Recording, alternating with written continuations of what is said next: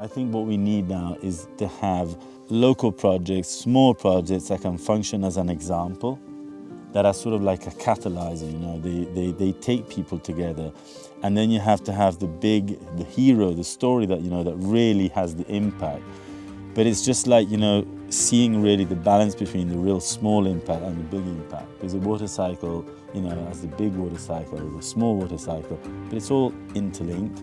And that really, I think, is something that online communities can really, you know, help to sort of accelerate. Because maybe in your place, in your farm, on your land, you don't have anyone around and you don't feel, you know, you're capable. Then you get that online community that can just share, you know, that story, that video, that, I don't know, photograph, you know. And it's just about exchanging messages, you know. Hey, how did you do that thing? Yeah. How did you find that solution? And you really find out that there's so many people that, I mean, that live on bedrock like me, you know, farm on bedrock. I mean, not that we're unique, you know. So that's really, I think, that's another thing that I really like, you know. Water really brings things together, it connects. And even when you want to connect people, you start speaking about water. It's something that people start to really feel, you know, probably. But the problem, I think, is a lot, and I really try to get over that, is that we list all the problems, you know. Rivers drying up, wells drying up, the drought. And I'm getting sick and tired, because I always say, let's start speaking about solutions. Let's start speaking about the people that do the things, you know.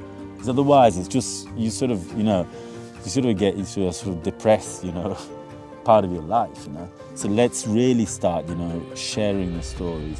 And what I think Water Stories has helped many of us, like speaking with other people that are doing the courses, I mean, Zach highlighted, you know, the big impact stories, you know, the heroes, as you call them, you know. But it makes you even feel you have an impact on a local level, like say, like a sort of, you know, you're the sort of little hero of that territory.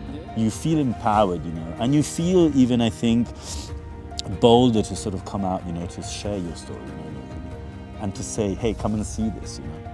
You don't feel you're not doing something just because it's not, you know, the big thing still hasn't had that great impact, you know. Because it's not a matter of scale, I think. It's really a matter of having everyone doing it on different levels, you know, and in different regions of the world, you know. So I think that's really something that I find incredible, you know, about this.